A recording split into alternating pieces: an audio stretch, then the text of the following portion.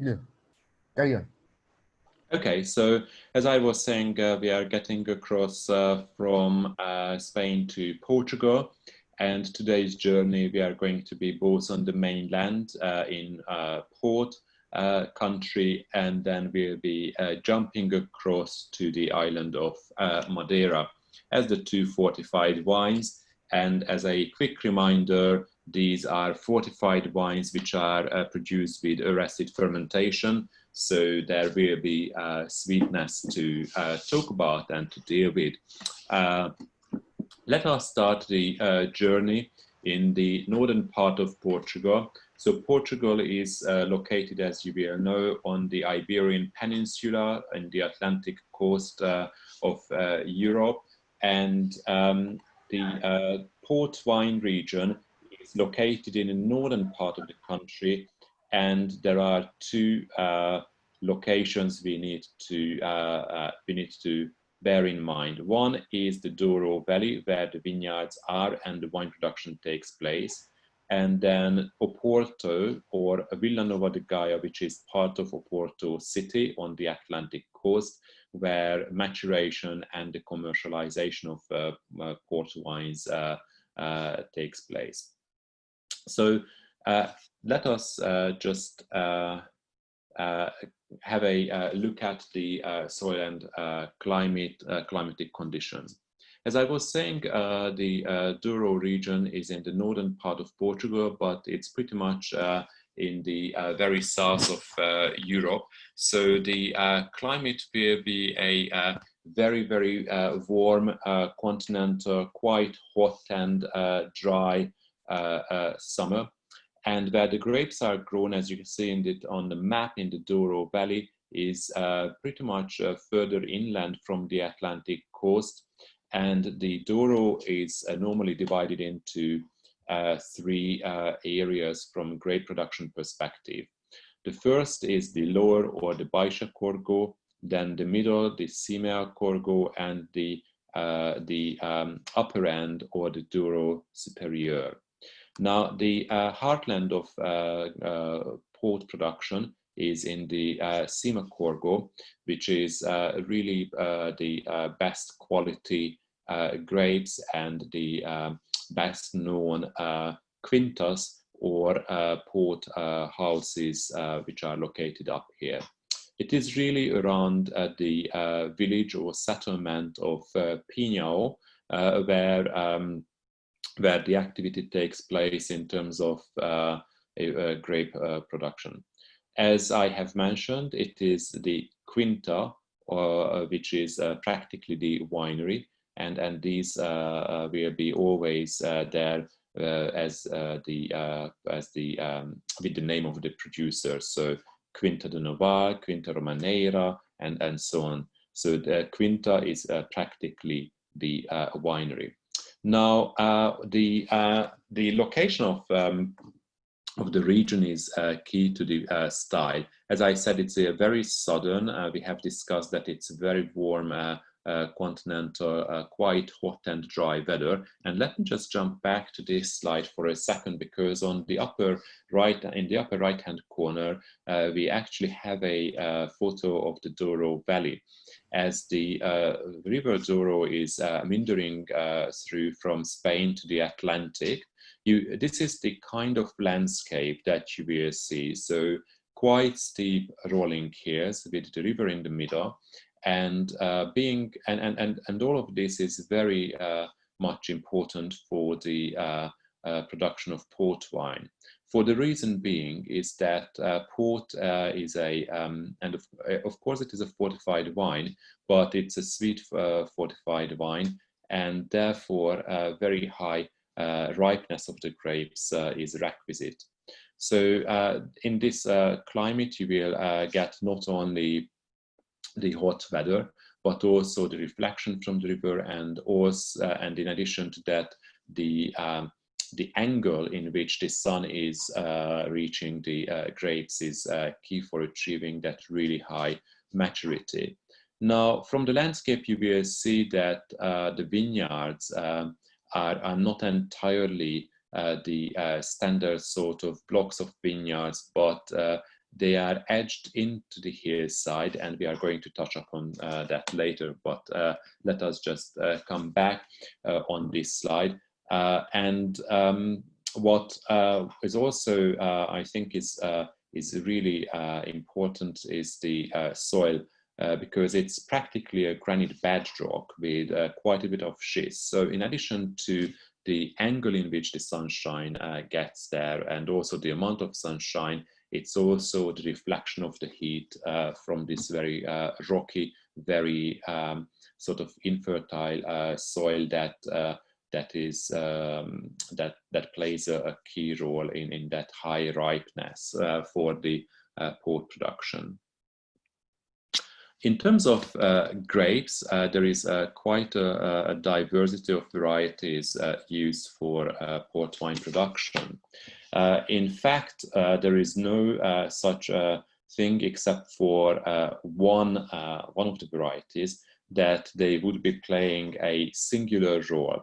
Port wine will always be made from blending or mixing the different varieties, and therefore the vineyards are also normally not a single varietal, but they are mixed vineyards, and these are harvested together. As I said, there is one exception to this. So from Tinta Roriz, Tinta Torrega Nacional, Tinta Franca, Tinta Chao, and Tinta Barroca, it is Torrega Nacional, which can often be found as a single vineyard or a single varietal vineyard, because it achieves such a high finesse and such a nice aromatic quality that actually very special port can be produced from single varietal Torrega Nacional, and these are really lovely wines. So that's the only variety that can be picked separately, vinified separately, and it tends to be quite a rare bottle, and is quite sought after beautiful wines.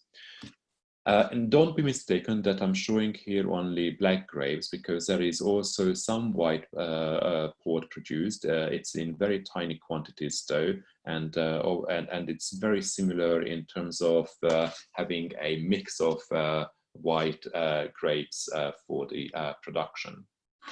Now, we have had a look at the Douro Valley, and here we've got another two views of the valley and the vineyards. As we have discussed, the slopes are quite steep, so what it entails is that there is a very low opportunity for mechanization of the vineyard work. It is very labor intensive, and as you may imagine, it's very difficult to have any mechanical work performed. Now, there are a couple of other complicating matters, and that would be that because of erosion, you need to ensure that the soil is going to remain on the hill. The methods you can do is that you create terraces. There are two types of terraces normally that would be. So the socalsos, which are actually supported by wall, as you see it on the right-hand side picture, and this really helps to avoid the soils sort of sliding down along the slope.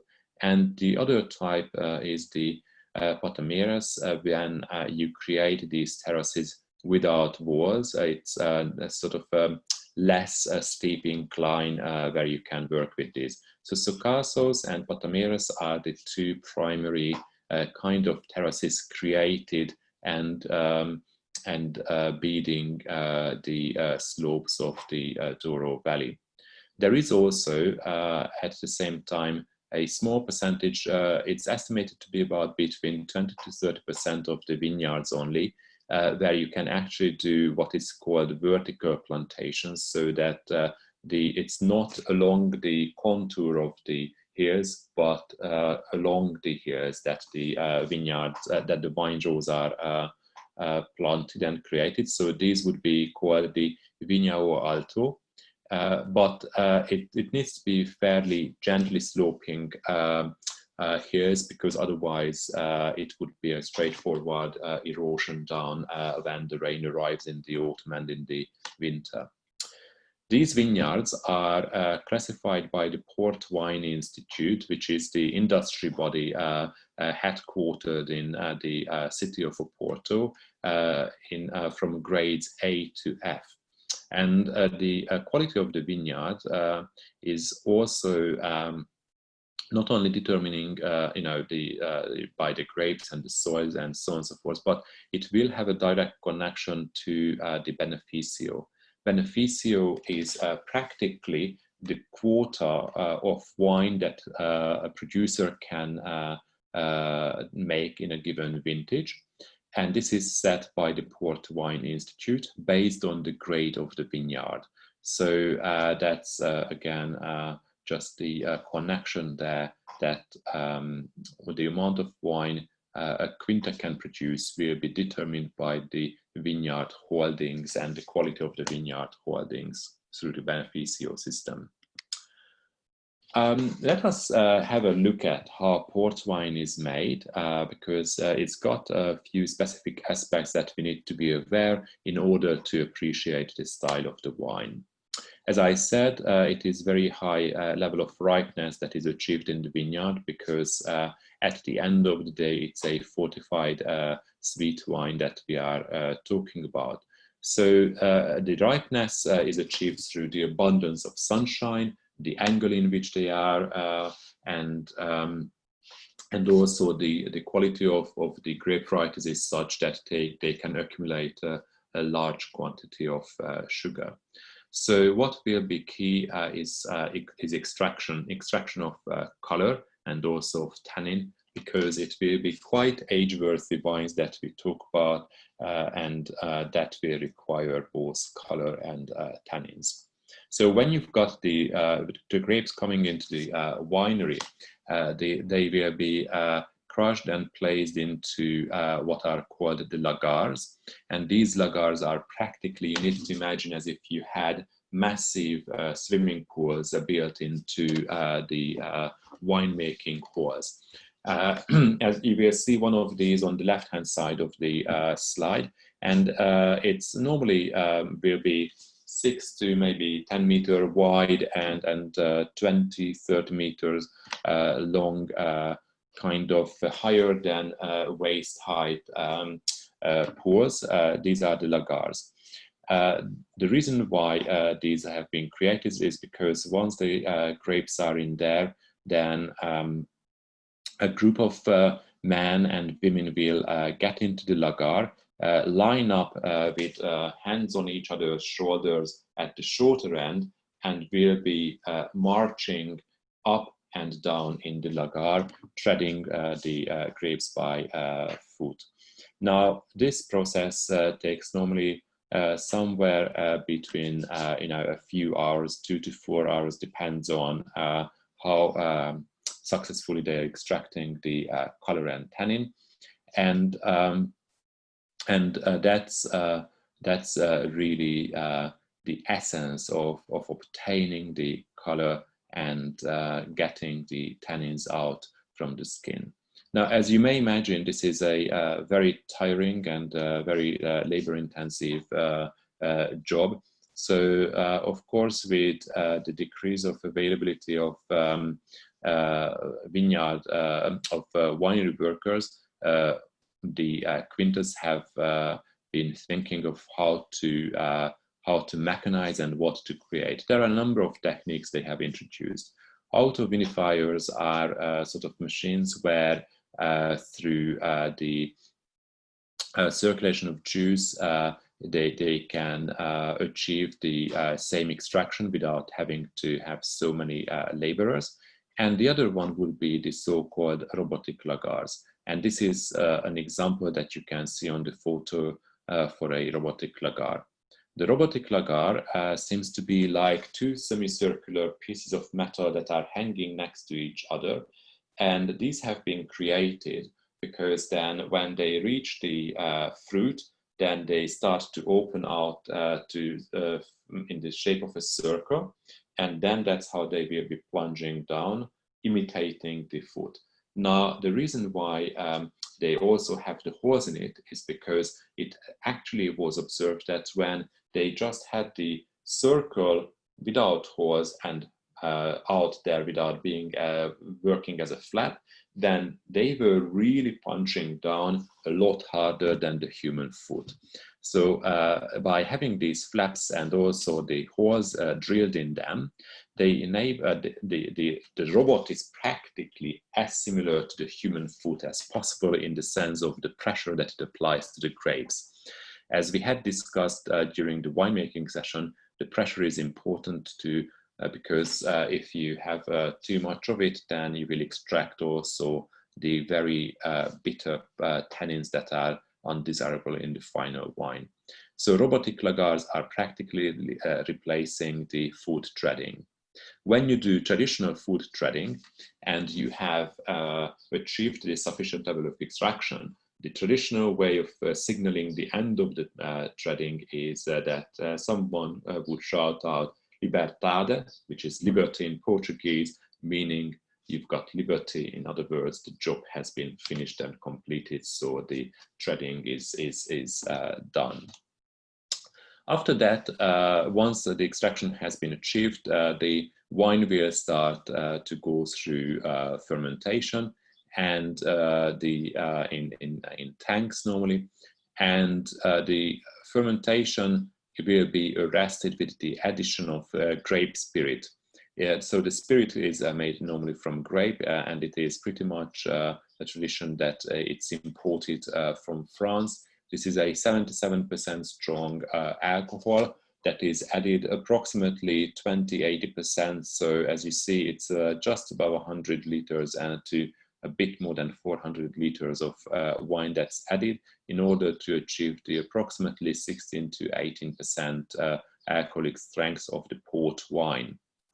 Once the aguardente, so the fortification, has been completed, the wines will be going on to maturation in order to achieve either what is a more sort of ruby and red style, or a tawny port style in fact. And that's what I would like to have a look at in detail in the next section. But before we move on, it's probably good to just remind that in order to achieve the different styles, we will not only need to apply different lengths of maturation, but also different vessels will be used. So in order to have a more oxidative tawny style, where you've got that sort of mahogany, garnet brown oxidized color, those will be in pipes. Whereas if you want a ruby style, so where you've got that purple vibrant color retained for the wine, you will be using either larger oak barrels or steel tanks. So in terms of style, as I have mentioned, there is also white port produced in the port or the Douro. This is very, very small quantities, and nonetheless, it's really, I think, important to know. If you've got the chance to try white ports, they are absolutely delicious aperitifs, especially when mixed with some tonic water and a slice of lemon. Is just a perfect glass of aperitif to whilst you're waiting for dinner guests or before starting a meal. Now, the next sort of group of styles is what I would say is the ruby styles. These are normally very full-bodied, fruity red port wines, and really these will include the rubies, which are normally aged in vat or tanks for 2 to 3 years, so a relatively speaking shorter period of time. And it is the reserve rubies or reserve ports which will be aged slightly longer, whereas the late bottled vintage is about normally 6 to 8 years before the ruby port goes into into the bottle. So LBVs would be spending more time in the barrel. What we need to understand about ruby style is that, as it says in its name, it will be dark ruby, its intensity, its flavor, some red fruits. It's all about the primacy of these fruits, fruity flavors, cherry, blackberry, blackcurrant. The tawny style of wines is pretty much about the rich and mellow style of ports. These will be aged for an extended period of time in oak barrels, and these will be large oak casks or pipes, because what you want to achieve is that ruby color will gradually turn into a mahogany, tawny, garnet brown color, collecting that oxidative style of roasted nutty butterscotch flavors. Now, the timing may well stretch from a minimum of 10 years up to 40 years or more. So normally these will be age designated rather than tied to a vintage. So we'll talk about 10-year-old tawnies as the youngest, from up to 20, 30, 40-year-old tawny ports. As you go along, it will be age indicated. There is also the colliators down at the bottom on our list here, and colliator will be a tawny port that is identified by the vintage. This is normally quite rare, exceptional, very high quality in years when the Quinta has decided that it's actually such a good year that they want to keep it separate. And then there is the bottle-aged, highest quality, finest ports, the vintage ports. The vintage is not necessarily an interesting element of port unless it has been a really good year. Now, it's up to the producer, so to the Quinta, to decide how they rate that vintage. And when they decide that they want to keep, they want to produce vintage port as well, they, so to say, declare the vintage.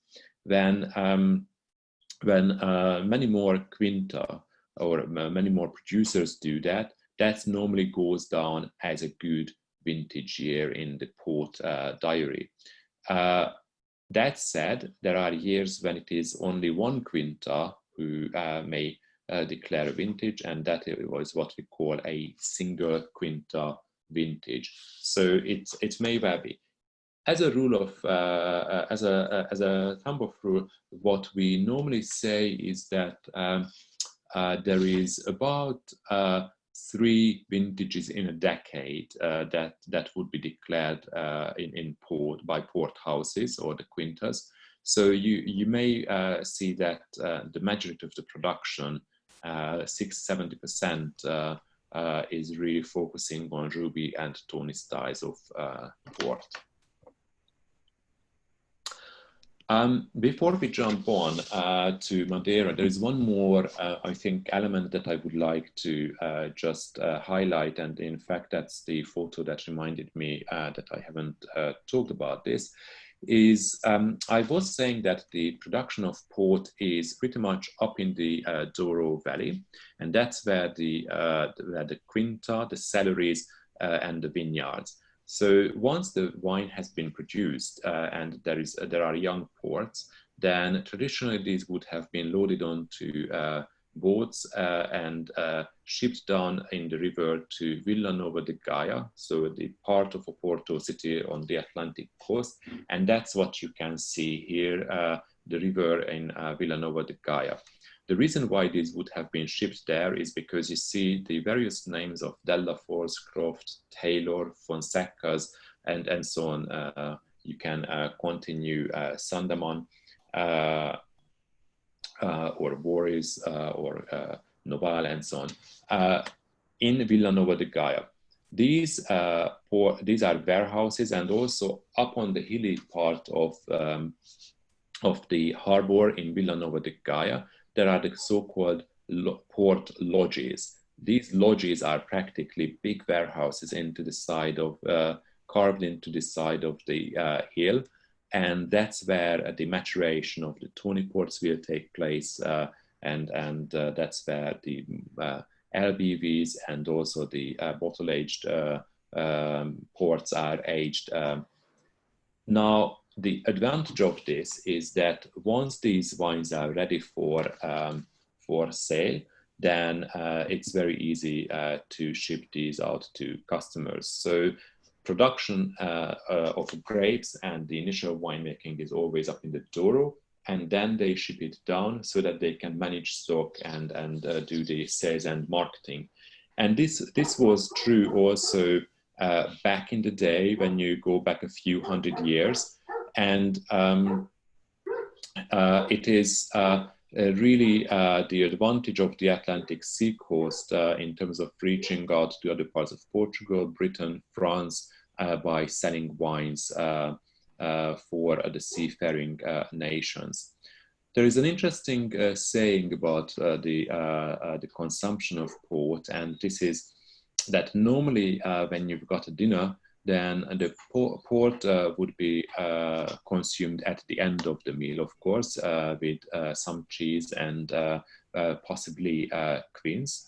And the port bottle is always passed around in clockwise direction to ensure that everybody will get port, and that, of course, as you pass it along from right to left, it's being right-handed. You know, most people being right-handed, you easily helping yourself to your glass of port.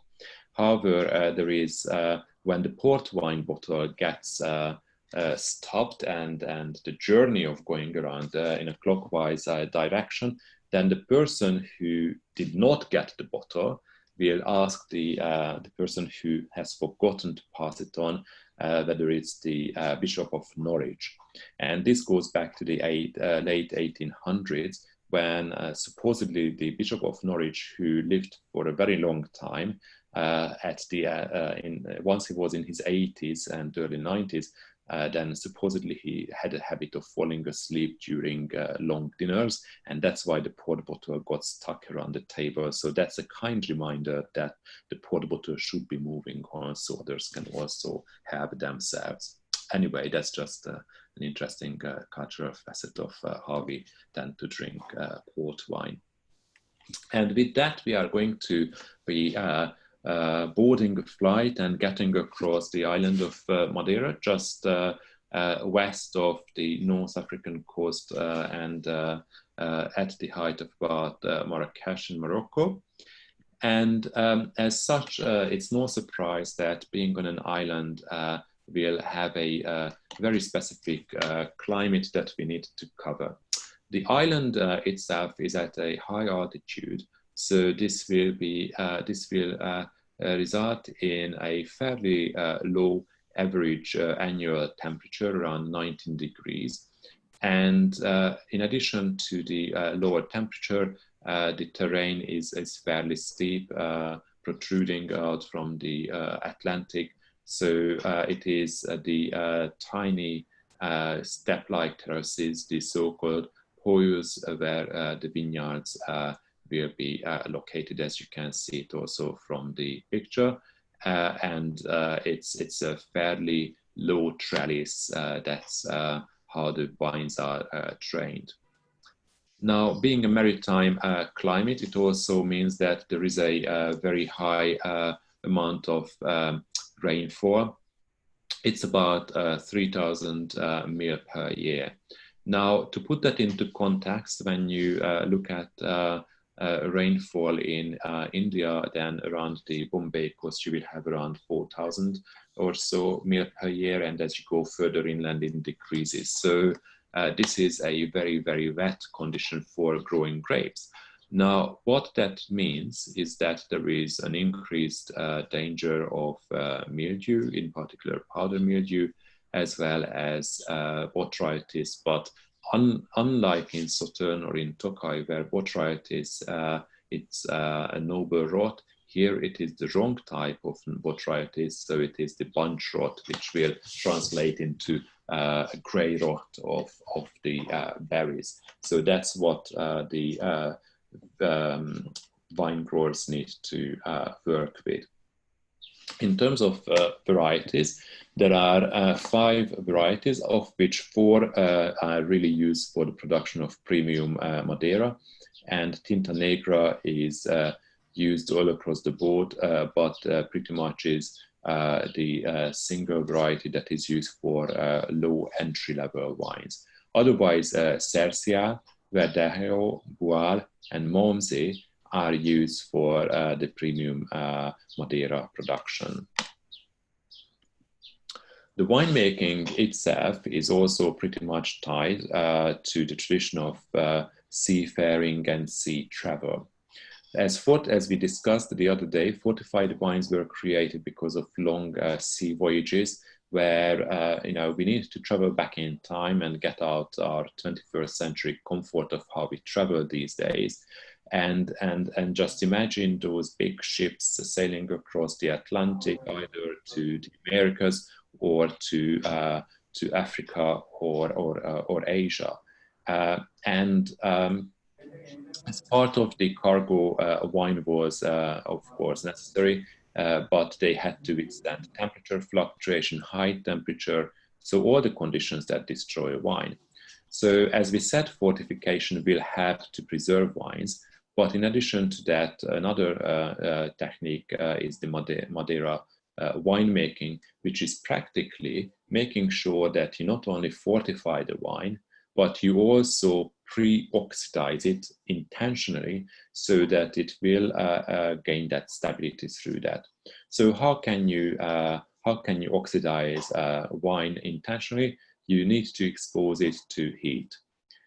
We have discussed that in the case of sherry, these cathedral-like buildings were built in order to facilitate that the warm air is lifting up to the higher part of the building, and it remains cooler where sherry is produced, so that the floor can be active.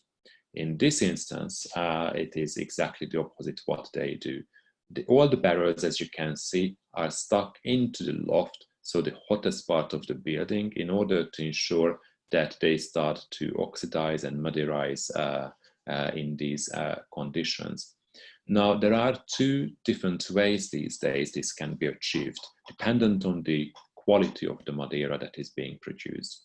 High quality Madeiras go through the canteiros, which will be practically a loft aging in casks, as you can see it on the photos. However, there is quite a large quantity of entry-level Madeiras produced where it is impossible to afford the extra expenditure that it requires to bring these wines up, store them, and manage these casks up in a loft. So what happens instead is that they use the estufa, and the estufas are practically large stainless steel tanks fitted or wooden casks, but quite large in size, and these would be fitted with water pipes through which you can circulate warm and hot water in order to increase the temperature and imitate the impact of hot air in a loft in a much more quicker and economical manner than the canteiros. So the high quality wines will be fortified with 95% strong spirit and produce Madeira. As I have mentioned, there are a number of different varieties used for Madeira production, and Malvasia and Boal are normally fortified fairly early on in the winemaking, so they will retain quite a bit of sugar and richness, whereas Verdejo and Cercia tend to be fermented longer, so they become drier or fully dry. And if they are coming in sweet styles, then those may be the result of being sweetened back later, either with Surdo, which is very intensely sweet Mistela fortified to 20%, or with Abafado, which is a drier wine than the rest at a later stage. Cheaper Madeiras, as I said, will be produced in large quantities in estufas, and in order to avoid the uneconomical wastage of spirit, what happens first is that the drink goes through the Madeirization process in the estufa, and the fortification will take place only later in order to avoid the evaporation of the spirit that we have added, because obviously that would be just a waste of money, and with cheap wines you need to be pretty much bang on the money to make sure that you are not increasing your cost base. So those will be fortified only after they have come out of the estufa.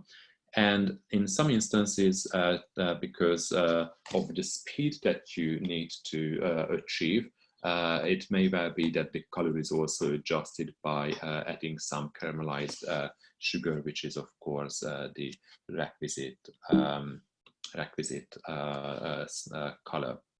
Let us have a look at the various sweetness levels of Madeira that we have in front of us in the glasses in this virtual classroom today. So in our leftmost glass, we've got a glass of Cercia Madeira, which is pretty much an almond, roasted nuts kind of flavors, very fresh drink, lighter in style, lighter in color, pretty much a kind of deep gold, amber orange color, and on the drier end. Still, of course, there is quite a bit of sweetness, but it's on the, relative speaking, drier end of Madeiras. Then in our second glass from the left is Verdelho, and Verdelho will have an increased complexity in terms of flavors, retaining a very good freshness, but there is a touch of smokiness and also higher sweetness, higher sugar content. Voile will be darker in color, more raisiny. There is still, of course, the underlying acidity nicely providing balance for a higher level of sugar sweetness. And then on the right, we've got the fourth glass with our Malmsey. And Malmsey is normally quite rich, concentrated, complex, heavy, lusciously sweet style of Madeira.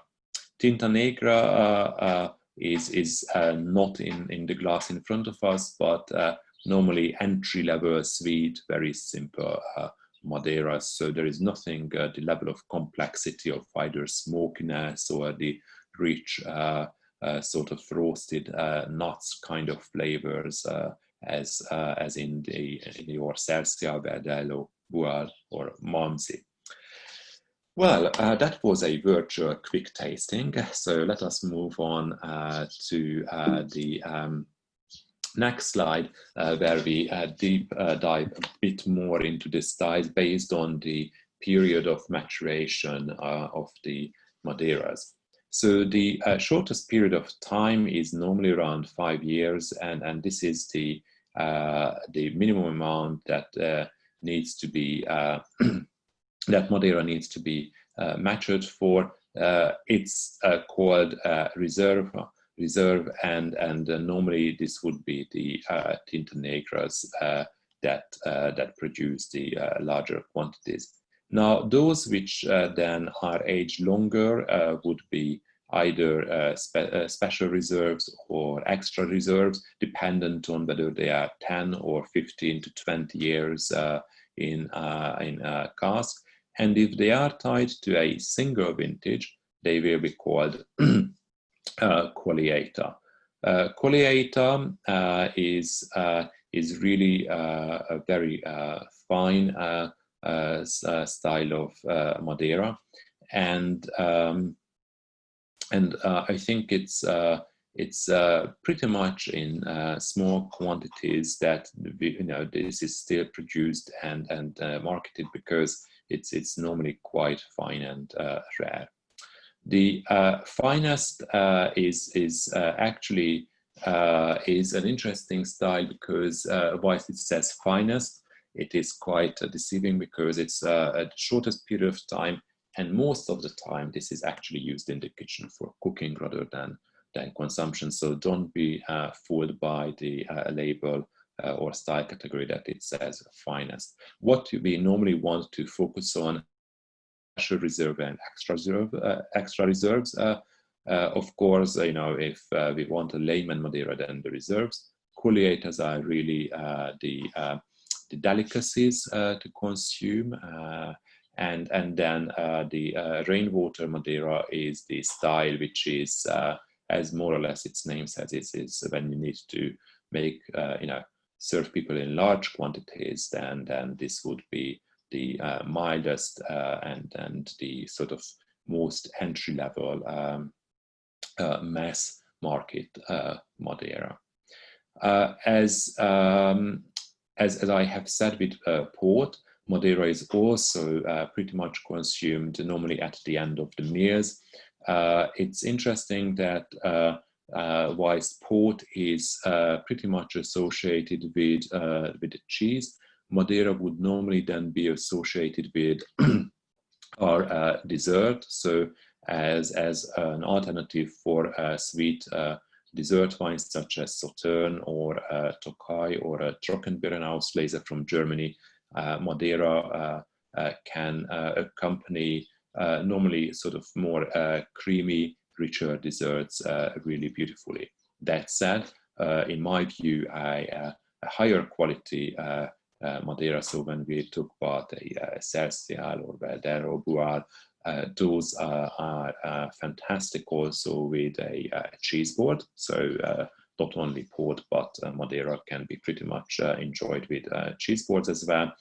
And on their own right as well, I would say. Some people, of course, who smoke cigars say that it's pretty much with cigars that they enjoy Madeira as much. As I'm a non-smoker myself, I can't comment on that, of course. So with that, I think we have come to the end of the slides, and I would like to open the floor for questions. I'm just trying to unshare the screen if my computer is playing a game. Yeah, okay, sorry, just... So, nice to see you all the faces again, and Saurav, I don't know if you're mastering the question and answer session today as well, or how do we go about it? Certainly, I'll start, and after me, all the campus's faculties, they will ask their own questions. So we'll go one by one. Sure. I would like to start with the question that my student is asking. The first question for you, Peter. Dear sir, kindly explain one more time the different oxidation happen in port aging depending on the barrel sizes. Okay, so in that case, let me just jump back to the appropriate slide and share again. So one sec, let me get this under control. That's where we were. So there we are. So the ruby styles will be aged normally in barrels, because what you want to achieve is that you have that, as you know, the name says, that ruby, deep purple, fruity color, the richness of blackcurrant, cherry fruit.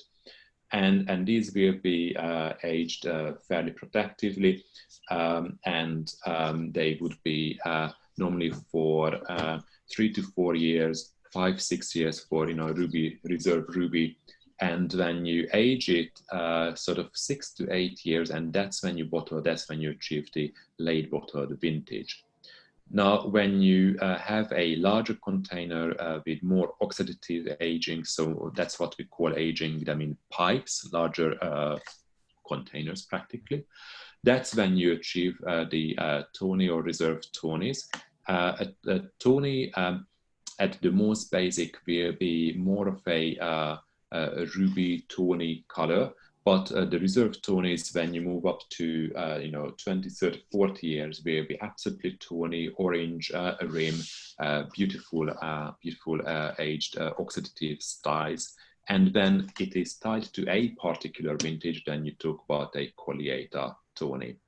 And then the bottle-aged vintage ports, because here what you want to focus on is that, you know, it's a very high quality wine that was produced in a given year. So that you want to showcase, protect from oxidative aging, and these are normally bottle-aged for longer periods of time.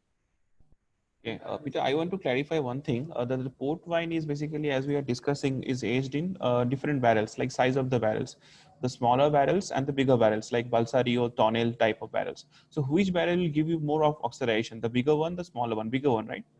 Bigger ones. Bigger one will be having more oxidative type. Exactly. So the pipes are normally quite large. They can go up to about 900 liters each. So quite oxidative, whereas the smaller barrels will provide more protection. Okay. Thank you so much for answering. Over to you, Sonia. Hi, Peter. The question from Delhi campus is, one of the students is asking, which method of vinification is better, robotic lager or auto vinifiers?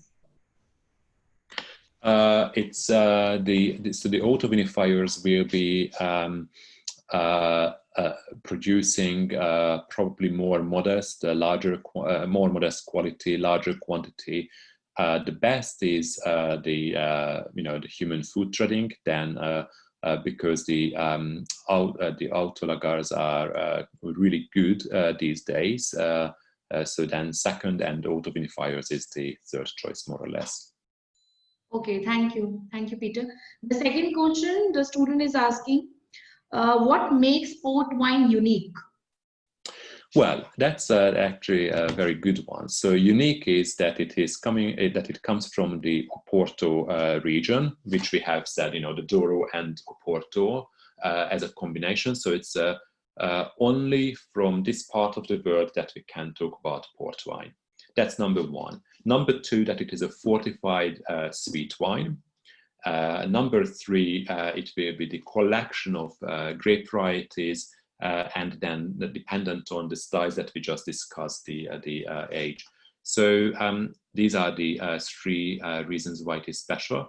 And I think it's also important in terms of protected origin to mention, especially talking to students in India, that of course there is a go and port concept because of the historical relationship of Goa to Portugal. But in fact, that should be just, you know, Goan fortified wine rather than Goan port, because there's no port in Goa, but there is fortified wine in Goa, whereas port is being unique and special to port in Portugal. Thank you so much. And the next question, the student is asking, what is the difference between vintage and late bottle vintage? Okay, so the vintage is when you actually tie it to the given vintage, and that's the Colheitas at higher quality tawnies. The late bottle vintage will be identified by the vintage, but it's more of a ruby style, more entry-level fruit-forward style, and the Colheitas will normally be bottled after the longer maturation, whereas here it's 6 to 8 years. So it is just a delayed bottling of a more basic ruby port. Thank you so much, Peter. Next question, the student is asking, is caramel the only thing which we can use as a coloring agent in Madeira? Yeah. So it's practically the cheapest and the way to color Madeira. Okay. And next, the student is asking the next question. Can you please explain grape crushing in sherry manufacturing process? Grape crushing, yeah. So we are jumping back to yesterday's topic of sherry, and the grape crushing there is pretty much, we talked about the three different not three different ways, but three different stages when the juice is extracted. when you crush the grapes, and that's the finest, the free run juice. It is the finest because it's the least contact with skin. There is no issue of seeds being crushed. Then second one will be the first pressing, and then the second pressing, where you apply a lot more pressure, so that there will have been extended longer period of skin contact, and also probably stronger pressing at higher pressure, so more extraction of the harsher tannins as well. Thank you so much. Abhishek, over to you. Yeah, thanks, Honigh, ma'am.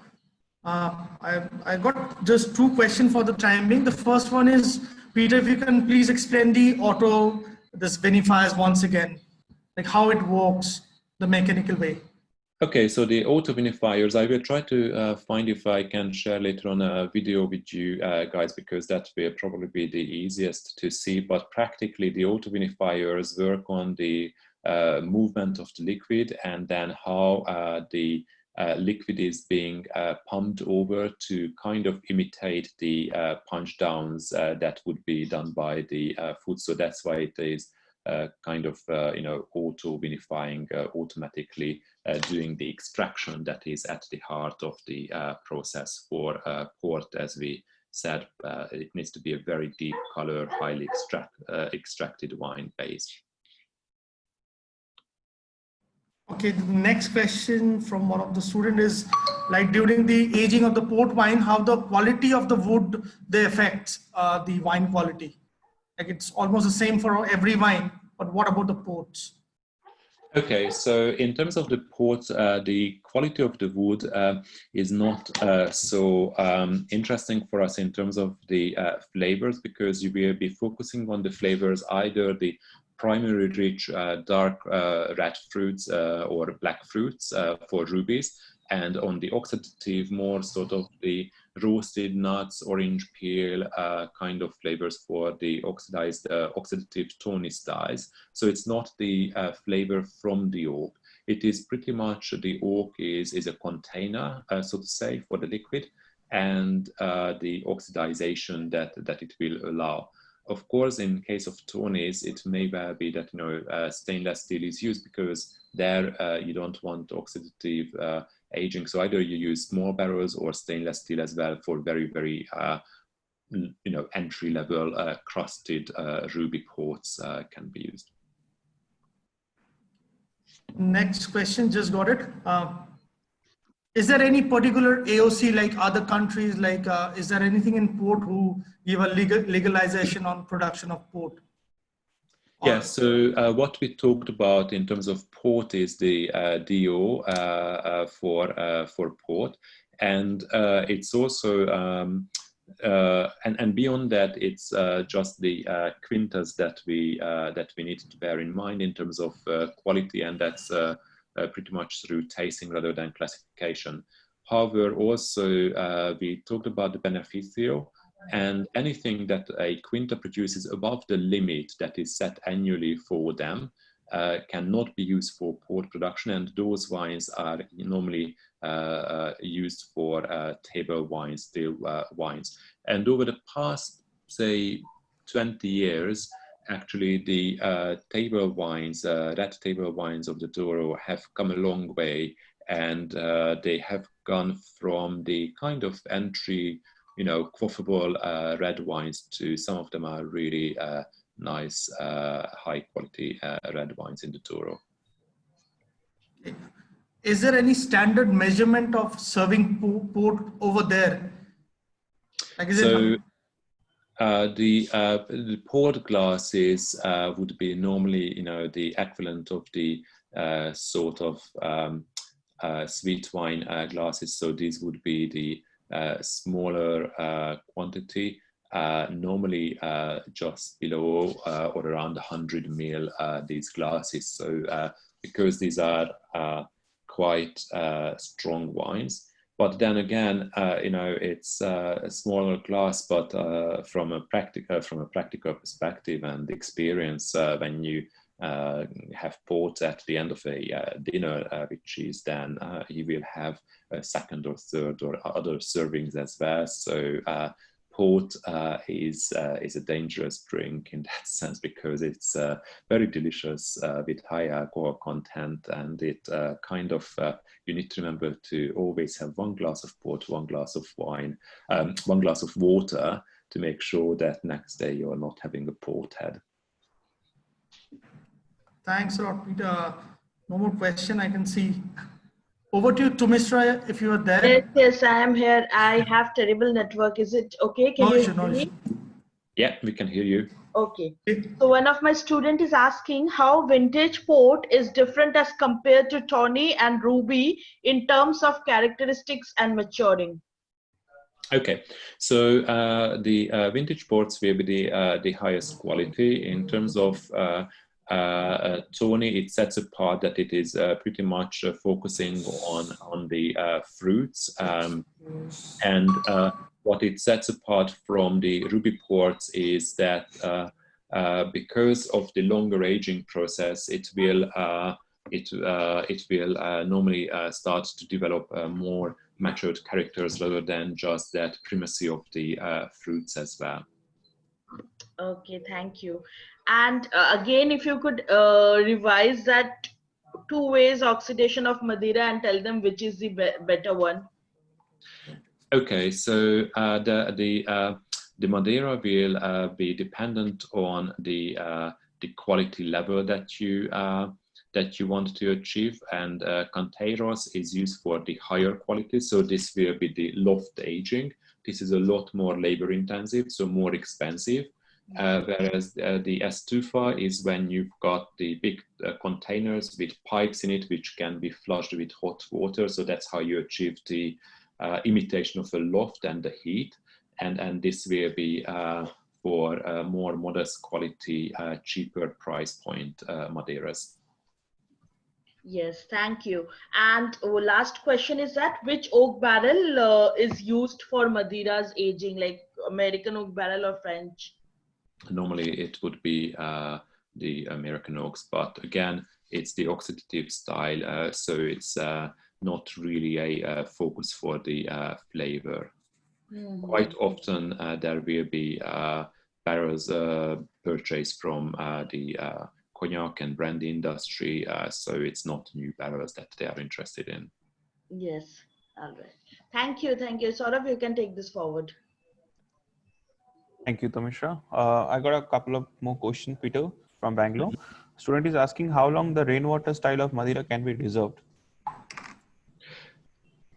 They need to be drunk. You know, they are the wines that are made to be drunk when they are sold, so they are not wines to keep. Thank you. What is the correct temperature of serving port wine and Madeira too?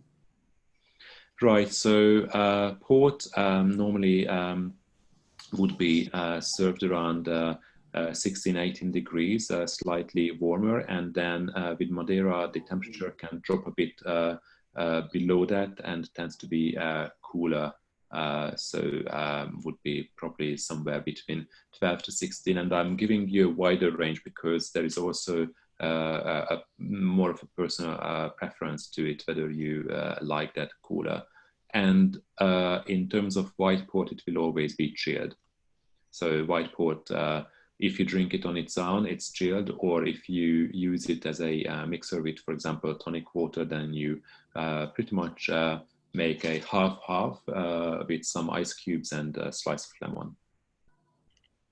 Thank you. The next question student is asking, sir, can you please explain one more time the difference between the Socalcos, Patameres and Vino de Alto, the different steepy hills that you told? So this is pretty much taking us back into the vineyards, and the difference is the Socalcos is the terrace where you've got the stone walls supporting it, whereas the Patameras are the terraces where you've got no stone walls. And then in comparison to the terraces, the Vinhão Alto are the vineyards which are running vertically up the hill rather than along the contour of the hill. Yes. Thank you. Sir, can you please explain about the bunch rot that you said, and is it different from noble rot, the characteristics? Yes, it's the way you need to imagine is that when you have noble rot, for example, in the production of Sauterne or Tokai sweet wines, then the Botrytis cinerea, the fungus itself, is just entering the berries, and what they do is they start to dehydrate, so practically decrease the water content of the berry, thereby concentrating it, making it the flavors more intense, and of course increasing the sweetness through having less juice. Whereas the Botrytis cinerea, which becomes grey rot, is when practically you need to just imagine that, as I say, it's a rotting greyness on the bunch, so it's not desirable in any way or shape or form. Sir, one more explanation about the trellis and the bombe that you said shown in the presentation. So the trellising system is pretty much the training, and I think we talked about this more in in Madeira, where we have seen that it's very low trellis, and normally it's cordon trained, by the way. And then the bombe is just one of the ways of how you measure sugar, and that's tied in with that. For exact details, I would say that it's lower bombe means lower sugar. That's how you can translate. Thank you so much, Peter. We are done from the Bangalore side. Over to you, Sonia. Hi, the students are asking the question, which is I find interesting. Which food you suggest with port wine and Madeira? Okay, so port wine would be typically with cheese, and there you can go quite a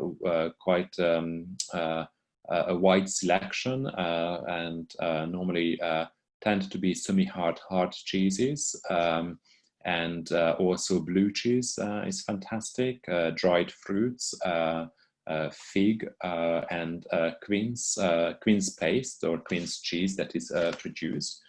And with Madeira, I think it's a really fantastic drink for a variety of things, whether it's roasted nuts or creme brulee or fruits. So it's really a wide choice. And of course, by themselves as well, these drinks. These are the drinks that quite often after dinner the gentleman would keep and enjoy. The next question the students are asking, why only Madeira is the only wine which is being used for cooking purpose? Well, it's not the only wine, I would say, because you also have port wine reductions that from very basic ports. You would also use white wines. For example, if you prepare kind of creamy or so sauces for whitefish, for example, or chicken, then you would use red wine. You quite often use with guinea fowl and game when you make, for example, a sauce from roasted root vegetables. So it's not only Madeira, but I get the point that we have emphasized Madeira today. So he's asking why Madeira is also used for cooking purpose. Why we are using Madeira for cooking?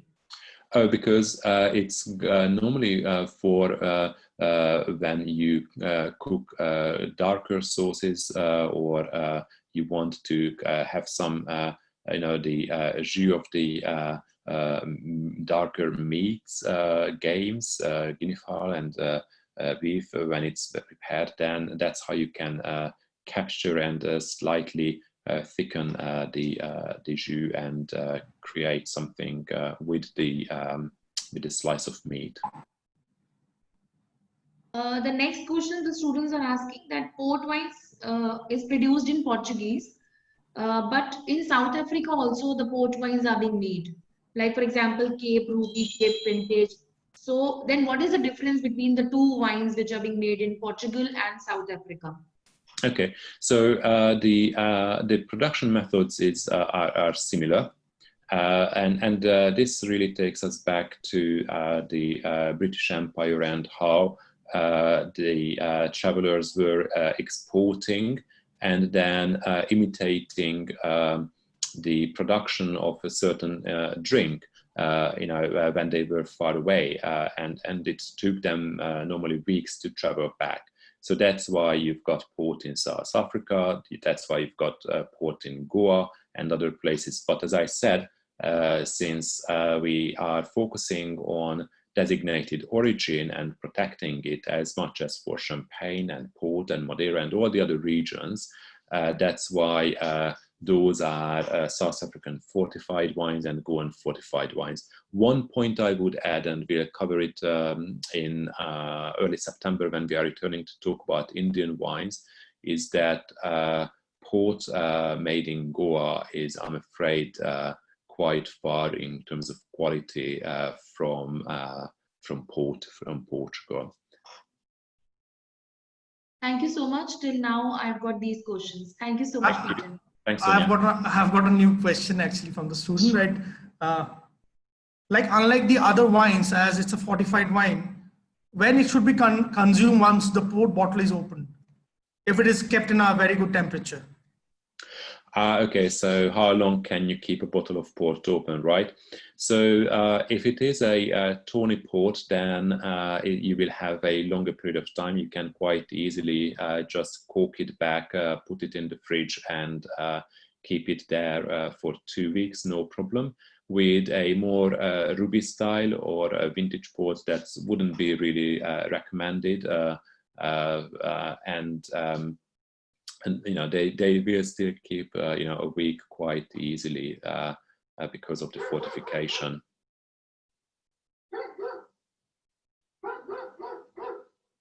That's it from my side. Saurav, Sonia ma'am, anything? Well, thank you. Commissioner, anything from you? Okay, Peter, I think we are done with the question. One thing I want to ask, similar like yesterday to you, why port wine is not popular in Indian bar? Well, that's why is it not popular, and why are fortifieds not popular? I think it's just a question of the climate. It's these are quite alcoholic drinks. In a warmer climate, drinking high alcohol hits the head quite easily. That's that I know that there is a massive amount of whiskey drunk, and that will be a lot stronger than ports. And I believe that India is a very young wine consuming country. So normally you would not jump to the higher alcohol, more complex, more difficult to understand wines, but it's normally the more approachable and easier to understand styles that will be there. And it's pretty much, I think, is a retreat also of how, of course, the history of the country, once India gained independence, which you guys, of course, celebrated not long ago on the 15th, right? So that also meant that there was a massive cultural shift, and as you can see, the Goan ports are kind of the testament that shipping the wine out, they were actually seeking some alternatives for local production, and that ties in with the question that Sonia puts through from Delhi, that the South African port also was created because it was actually cheaper, easier to find a local imitation of and with the same method rather than the real thing. I would love to see that there is more, sherry, Madeira or port consumed not only in India but around the world, because these are not very fashionable categories these days. But I think the focus for Indian consumers at the moment is pretty much on the non-fortified category of still and sparkling wines, I would say. Correct. I can take another 30 seconds. Just you can answer yes or no.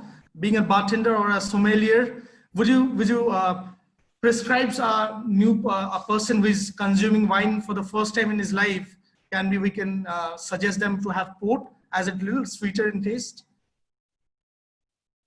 So whether I would suggest for a person for the first time in their life a port? Yes. Yes. You wanted the short answer, yes. You know, the reason is because normally when someone is very new to wine consumption and you give them a dry red wine, for example, that will be dry and astringent on the palate, it will be all very strange. There is normally this journey that either a person or also countries go through as they maturing their wine consumption culture, is that they normally start with sweeter wines and more the ones that are easier to understand. So if someone wants to try wine for the very first time and they start with a ruby port, they will probably not be disappointed because it will be easier on the palate because of the sweetness. Of course, there will be more, but the sweetness balances it out. It will be fruity, easy to understand. It's almost like, you know, having a ripe collection of black fruit that is slightly alcoholic but sweet and pleasant. Thanks, you have explained more than yes. Thanks for the time. Thank you. That's it. Can I take one short question? I'm sorry to take everybody's time. No, don't be sorry to a start. student is asking that most of the time, do we add brandy or is there any popular grape spirit that we add to fortified wines? It's always grape spirit brandy. But you know, grape spirit in terms of not brandy as you see it from the bottle aged, but the spirit is neutral and it's a transparent, you know, a liquid that's got no flavor. So we don't have any name other than brandy, like any other spirits. No, it's just grape spirit. Okay, all right. Thanks. We are done. Thank you so much for patiently answering all our questions. No, I think that's very important because that's the way we can interact in this virtual classroom. So that's fantastic. And really appreciate your attention, guys. We'll meet in about 10 days or 2 weeks in early September.